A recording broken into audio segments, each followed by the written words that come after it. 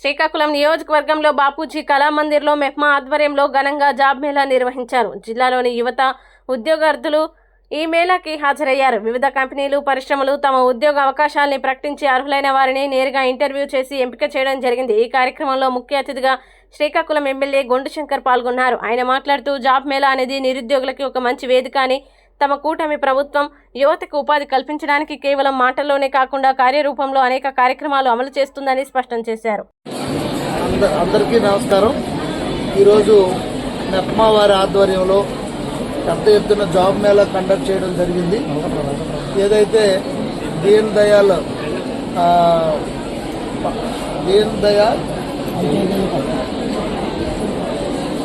ఆజీవికా యోజన షహరీ కార్యక్రమం, అలాగే నిపుణ వారితో ఎంఓయూ చేసుకొని పెద్ద ఎత్తున ఉద్యోగాల కల్పన కోసం ఏదైతే లోకేష్ అన్న గారు పాదయాత్రలో కానీ ఎన్డీఏ కూటమి ప్రభుత్వంలో సూపర్ 6లో భాగంగా మేము 20 lakhs పీపుల్కి స్టూడెంట్ అందరికీ నిరుద్యోగులకు ఉద్యోగాలు కల్పిస్తామని చెప్పాం. ఆ దిశగా మేము ముందుకి వెళ్తున్నాం. ఇలాంటి జాబ్ మేళాలు కండక్ట్ చేస్తూ అలా ఇది 4వది ఈ కాన్స్టిట్యున్సీలో.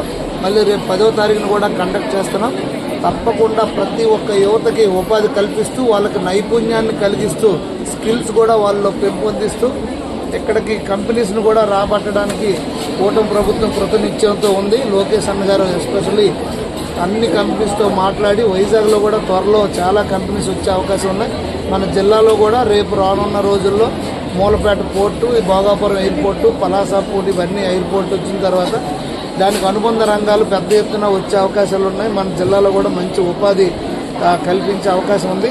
ప్రస్తుతానికి పెద్ద పెద్ద కంపెనీస్ అన్నీ తీసుకొచ్చి యువతకి అందరికీ ఉపాధి కల్పించడానికి కోసం ఈ జాబ్ మేళా అనేది చాలా ఉపయోగపడుతుంది. ఇప్పటికే మేము ఈ కాన్స్టిట్యున్సీ నుండే దాదాపు ఈ 15 నెలల్లో దగ్గర 1500 మందికి మేము ఉపాధి కల్పించడం జరిగింది. జిల్లా వ్యాప్తంగా చూసుకుంటే దాదాపు 6000, 7000 పైచీలకు ఉద్యోగాలు ఇచ్చాం. ఇంకా రానున్న రోజుల్లో కూడా civil aviation minister Rammohan Reddy గారు, అలాగే నేను, అలాగే జిల్లా మంత్రి గారు అచ్చెన్నాయుడు గారు, ఇక్కడ ఉన్న జిల్లా ప్రజాప్రతినిధులు అందరూ కలిసి జిల్లాలో ఉన్నటువంటి ఎవరైతే అన్ఎంప్లాయ్మెంట్ స్టూడెంట్స్ ఉన్నారో వాళ్ళందరికీ ఎంప్లాయ్మెంట్ ఇవ్వడానికి కోసం మా వంతు బాధ్యతగా మేము తీసుకొని తప్పకుండా మరిన్ని జాబ్ మేళాలు కండక్ట్ చేసి అందరికీ ఉపాధి కల్పించే దిశగా ముందు